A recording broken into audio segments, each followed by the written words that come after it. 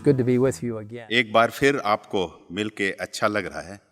परमेश्वर के पवित्र वचन, उसके वचन के भविष्य सूचक समझ में साहस पाएं इस महामारी के दौरान, और इसके बाद भी जब आप वर्तमान समय का भविष्य समझ पर प्राप्त करते हैं तो परमेश्वर आपको एक साक्षी बनाएगा। लोग पूछते हैं, क्या यह अंतिम समय है? क्या यह अंतिम 7 विपत्तियों में से एक है? नहीं, ऐसा नहीं है।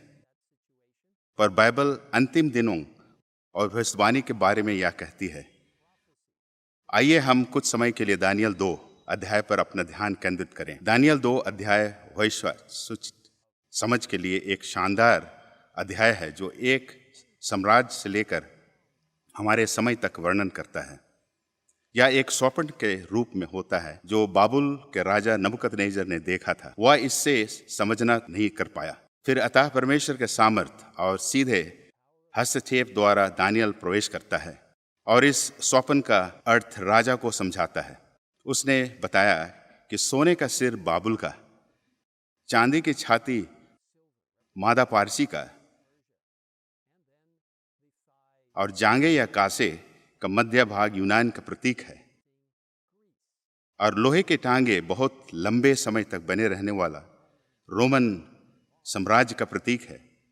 फिर लोहा और मिट्टी जो आपस में मेल नहीं खाते हैं, उन 10 राज्यों के प्रतीक है जो रोमन साम्राज्य से निकले। इस राज्यों को एकजुट करने का प्रयास किए गए, लेकिन बाइबल कहती है कि वे एक ना बन पाए। आप देखते हैं दानियल 2:36 में लिखा है, यह स्वप्न है, अब हम उसका अर्थ राजा को समझा देते हैं। इस प्रकार एक के बाद एक आने वाला राज्य एक समय था, उसका एक परिवर्तन काल था और उस धातुओं का मूल्य गिरता गया, किंतु अंत में लोहे के शक्तिशाली जांघे रोमन साम्राज्य आया। फिर सबसे अंत में 10 राज्य आ गए। अब इसके बाद क्या हुआ? बाइबल कहती है कि इसके बाद एक नाटकीय परिस्थिति पैदा हुई। इसमें बिना किसी मनुष्य के हाथ लगाए एक पत्थर आया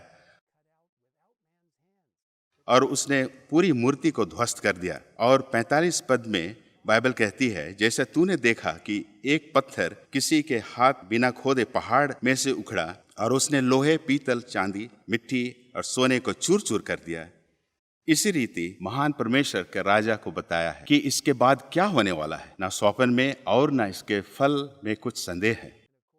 वह पत्थर जो हवा में से आया और उसने उस मूर्ति को चूर चूर कर दिया, वह यीशु मसीह के दूसरे आगमन की अद्भुत घटनाएं हैं।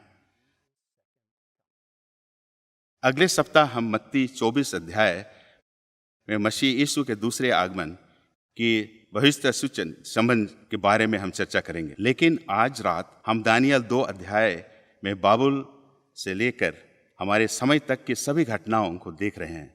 में बताई गई मूर्ति के 5 के अंगूठे के अंतिम सिरे के समय में वास कर रहे हैं। और नबूकदनेस्सर प्रतिक्रिया क्या थी? इस अद्भुत पुस्तक प्रॉफिट्स एंड किंग 499 पन्ने में लिखा है, राजा सत्य की व्याख्या का कायल हो गया था और बड़ी दीनता और पवित्र भय के साथ उसने मुंह के बल गिरकर दंडवत करते हुए कहा, सच तो यह है कि तुम्हारा परमेश्वर सभी देवताओं का परमेश्वर, राजाओं का प्रभु और गुप्त देशों का प्रकट करने वाला है, इसलिए तू इस भेद को प्रकट कर सका। तो परमेश्वर इन अद्भुत रहस्यों को हमारे ऊपर प्रकट करेगा। यह समझना क्या ही बड़ा सौभाग्य है कि हम इस मूर्ति के जो अंगूठे के सिरे के समय में हम रह रहे हैं, और कुछ घटनाओं के बाद अगली विशेष घटना मसीह यीशु मसीह के आगमन के ठीक यीशु के प्रकट होने वाली घटनाओं का पत्थर होगा। हम अंत के समय में रह रहे हैं। परमेश्वर ने आपको इस स्थान पर उसकी साक्षी देने के लिए बिठाया है। जब आप अपनी साक्षी दें दूसरों को मसीह के विषय में, उनकी धार्मिकता के विषय में, प्रकाशित वाक्य 14 के 3 स्वर्गदूत के संदेश में और उसके दूसरे आगमन के विषय में बताए, तो परमेश्वर आपके साथ हो। मैं आपके साथ प्रार्थना करना चाहता हूँ। स्वर्गीय पिता, हम प्रार्थना करते हैं कि जिस समय में हम हैं, परमेश्वर के वचन, आपके वचन का अध्ययन करने के लिए, भविष्य सूचक समझ प्राप्त करने के लिए आप हम सभी को अगुवाई करें, ताकि हम समझ सके कि दानियल 2 अध्याय की मूर्ति के पैरों के अंगूठों समय में हम रह रहे हैं।